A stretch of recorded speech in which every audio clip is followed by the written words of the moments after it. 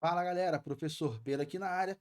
Nesse vídeo vamos resolver a questão número 44 do vestibular FAMERP 2023, provinha do primeiro dia.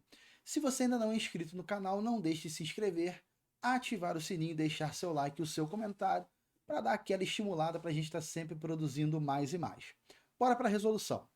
O fenômeno da muda ou equidise, que ocorre nos insetos hemimetábolos e holometábolos, é controlado pelo hormônio equidisona. Na natureza, existem algumas plantas que produzem a substância chamada brasinosterol, que consegue bloquear a ação da equidisona. Para essas plantas, as vantagens de produzir brasinosterol são, galera, vamos lá. Insetos hemimetábolos são aqueles que têm uma metamorfose parcial, beleza? Como, por exemplo, é um inseto que é muito parecido desde que nasce com um inseto adulto, mas que não tem a asa desenvolvida e a asa se desenvolve. Já o inseto holometábolo é aquele que sofre uma metamorfose completa, como, por exemplo, a borboleta, tá? Passa por aqueles estágios lá de lagarta e tal, e é bem diferente o indivíduo jovem do adulto. E nós ainda temos aí os ametábolos, galera. Os ametábolos, como a traça dos livros, que não passa pelo processo de metamorfose. Lembrando, galera, que quando se tem um estágio larval, isso não só para artrópode, para qualquer ser. Quando se tem estágio larval, nós dizemos que o desenvolvimento desse ser ele é um desenvolvimento indireto. Agora, quando não tem estágio larval, nós falamos que o desenvolvimento ele é direto, ok? E essa equidisona aí que ele está mencionando, galera, é um hormônio. É um hormônio que estimula esse processo de muda ou equidise, que é um processo muito importante não só para os insetos, mas para os artrópodes em geral. Então bora dar uma olhada nisso aqui, galera. Em geral, o crescimento dos animais ele é contínuo, vai crescendo, crescendo, crescendo, até chegar a um ponto que não cresce mais, ok? Crescimento contínuo. O crescimento dos artrópodes, ele é um crescimento que nós chamamos de descontínuo. Esse crescimento aqui em escadinha, cresce, cresce, para, e assim sucessivamente, várias vezes ao longo da vida. E por que isso acontece?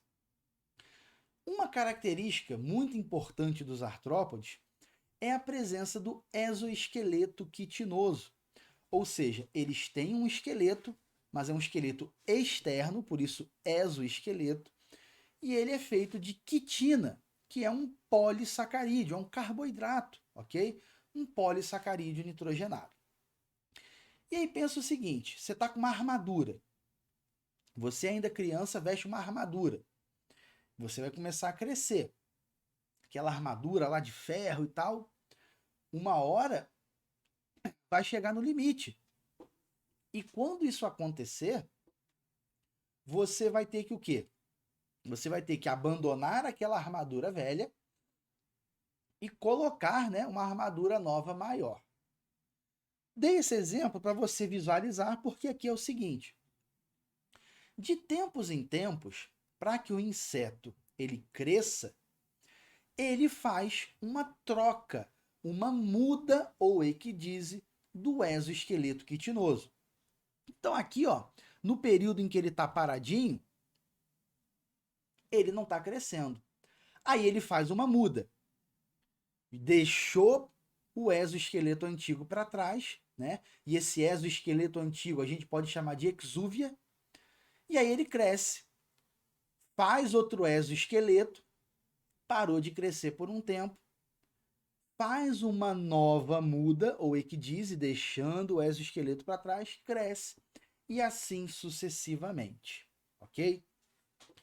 Então, esse processo, para esses insetos que realizam, como ele citou no enunciado, é muito importante para o crescimento deles, até mesmo para que eles cheguem na fase adulta, ok? Então, essas mudas são muito importantes para o desenvolvimento do inseto. E lembrando aí da importância do exoesqueleto, né? Porque aqui, como vocês sabem, a ideia não é só te dar o gabarito, é fazer toda uma revisão para você conseguir estudar por questões.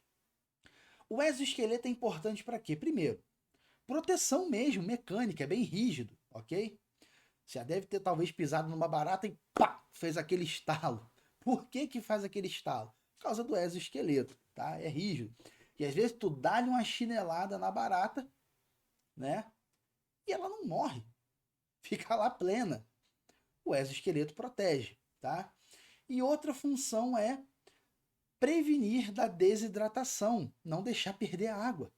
Lembra que os artrópodes são os primeiros animais a ocuparem definitivamente o ambiente terrestre. Professor, não são os répteis? Cuidado.